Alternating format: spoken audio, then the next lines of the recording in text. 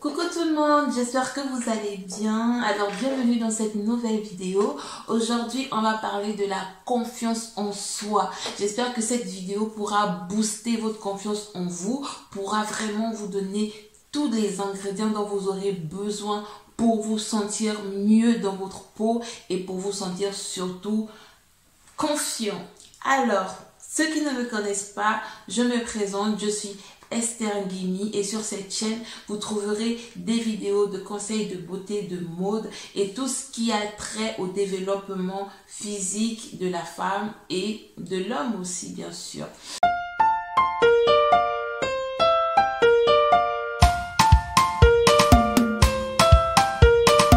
Si tu n'es pas encore abonné à cette chaîne, n'oublie pas de le faire, d'activer la cloche de notification et surtout de me retrouver dans les commentaires. Quel est l'ingrédient qui favorise la confiance en soi? Il existe bel et bien un ingrédient qui permet d'être confiant, qui permet de dégager de la confiance en soi. Quel est cet ingrédient? Pour répondre à cette question, je vais tout simplement vous raconter une histoire. Si vous avez deviné quel est l'ingrédient, mettez-le en commentaire, ne trichez pas, n'allez pas à la fin.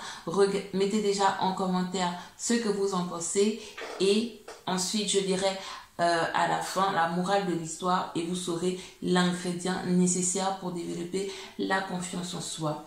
Alors, c'est tout simplement mon histoire que je vais raconter aujourd'hui. J'ai été une fille qui est née avec pas beaucoup de... Comment dire? Je suis née pas belle. Ouais, je suis née, j'étais vraiment pas du tout attrayante comme fille.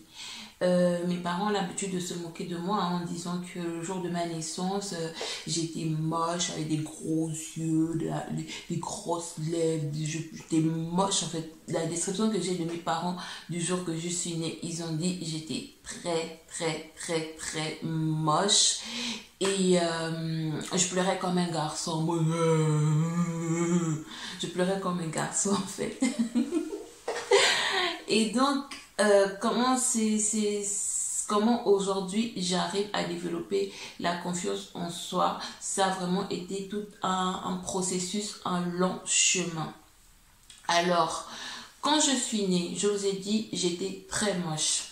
Quand mes parents l'ont constaté, j'ai eu d'un côté ma mère qui disait que j'étais moche et tout, et d'un autre côté mon père qui déclarait que j'étais la plus belle fille du monde.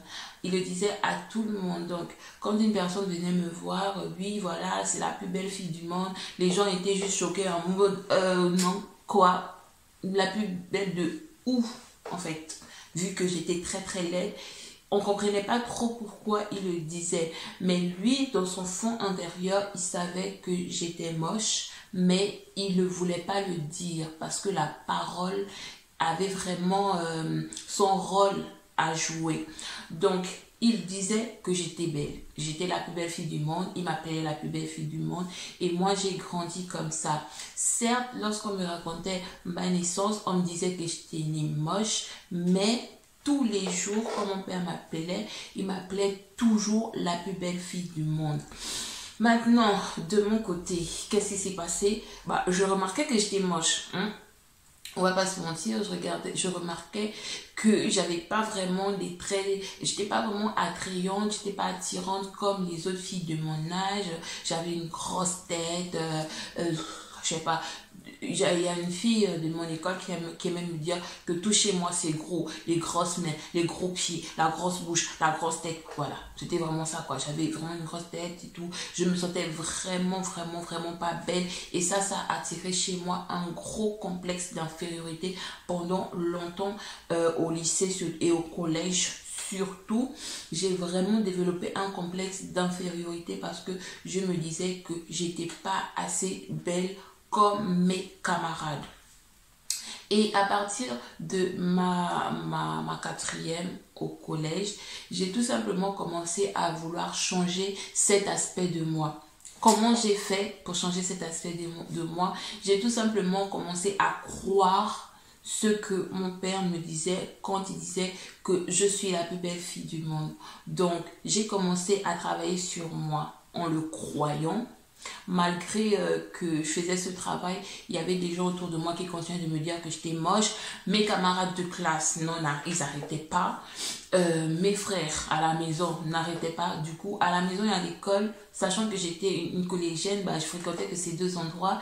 Mais dans ces deux endroits, j'avais toujours des mauvais commentaires en disant que j'étais pas belle, je suis moche, voilà. Donc, je travaillais quand même sur moi pour pouvoir développer cette confiance en soi que je dégage aujourd'hui. Alors, j'ai commencé à croire que j'étais belle. Et j'ai commencé à le déclarer. Donc, ce que je faisais, c'était vraiment, quand on me dit tu es moche et tout, je disais non, je suis belle, je suis la plus belle fille du monde. Voilà, mon père a dit que je suis la plus belle fille du monde. Sans le savoir, j'étais vraiment en train d'activer la confiance en soi. Parce que le fait de le dire était en train de me donner cette confiance en fait. Donc je l'ai déclaré, je l'ai tout le temps dit, je suis belle, je suis belle, je suis belle, je suis belle, je suis belle. Et à un moment donné, quand je priais, je disais toujours, je suis le sel de la terre, je suis la lumière du monde, je suis belle, je réussis, je suis la tête et non la queue. Vraiment, c'est des paroles qui m'ont permis de me voir autrement. Et le fait que moi-même j'ai pu me voir autrement, ça a tout simplement attiré à moi une confiance qui fait en sorte que aujourd'hui je me dis, pour certaines personnes je suis belle, pour d'autres personnes je suis moche. C'est tout simplement du relatif. La beauté dépend de l'œil de la personne qui voit. Donc j'ai tout simplement fait ce travail là qui est de parler. Donc on est arrivé au moment fatidique de la vidéo où je vous dis vraiment quel est l'élément central de la confiance en toi. C'est ta bouche. C'est ta bouche. Tant que tu ne diras pas des paroles sur toi, tu ne pourras pas changer quoi que ce soit. Donc, fais cet exercice-là, lève-toi tous les matins, mets-toi devant ton miroir et dis des paroles, des paroles positives.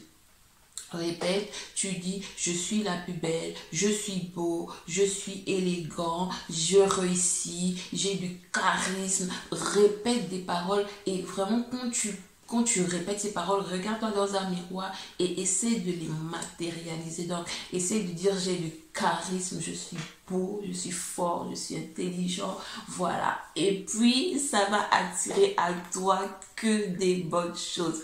Donc, j'espère que cette vidéo aura aidé quelqu'un.